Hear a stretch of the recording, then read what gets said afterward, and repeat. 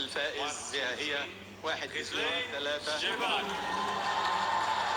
غزلان شباك.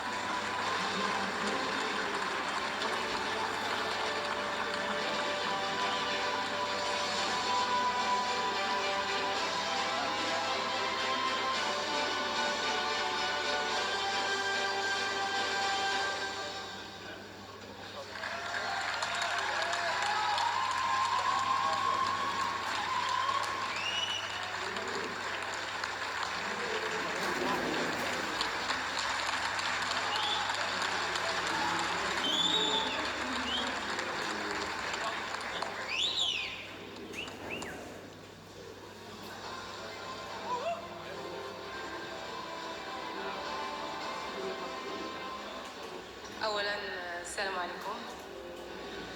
فريمون انا حقيقة الامر فرحانه بزاف هاد التتويج هذا.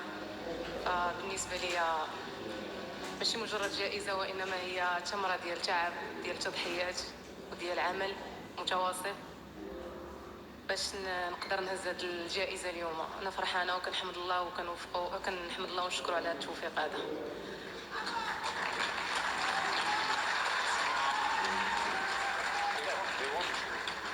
وكنبغي نشكر صاحب الجلالة على الدعم ديالو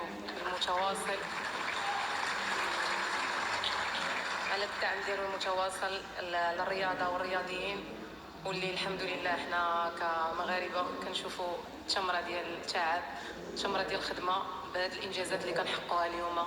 وحنا فرحانين بجميع الرياضيين وجميع المغاربة اللي كيشاهدوا باش يهزوا رايه ديال المغرب. وكنبغي نشكر ايضا العائله ديالي والام ديالي والاخوه والاصدقاء والمناجر ديالي اللي دائما واقفين في ظهري ودائما كيدعموني في طيله هذه الكارير ديالي. كنبغي نشكرهم وكنبغي نهدي لهم هذه الجائزه هذه. وايضا كنبغي نشكر الجامعه الملكيه على راسها سيد الرئيس فوزي القجع على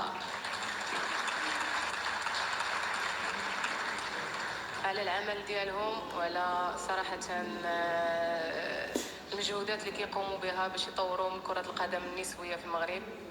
والحمد لله هذا الشيء تأتينا في السنوات الأخيرة اللي حققنا فيه إنجازات اللي كانت غير مسبوقة، وبالفضل ديالهم احنا اليوم المنتخب الوطني المغربي النسوي غادي من حسن إلى أحسن. وايضا كنبغي نشكر الزميلات ديالي اللي لولاهم ما عمرني كنت غادي نعطي احسن بيرفورمانس ديالي، ولولاهم ما كنتش غادي نوصل ونكون اليوم متواجده معكم وكنحمل هاد الجائزه هذه، واللي كنبغيها نهديها لهم وكنقول لهم هذه ديالنا حنا كاملين.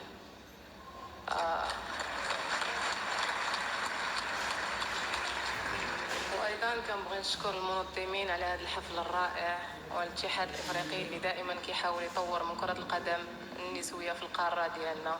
وهادشي اللي كنتمناو اننا حتى حنا نوليو نقارعوا منتخبات كبار في العالم.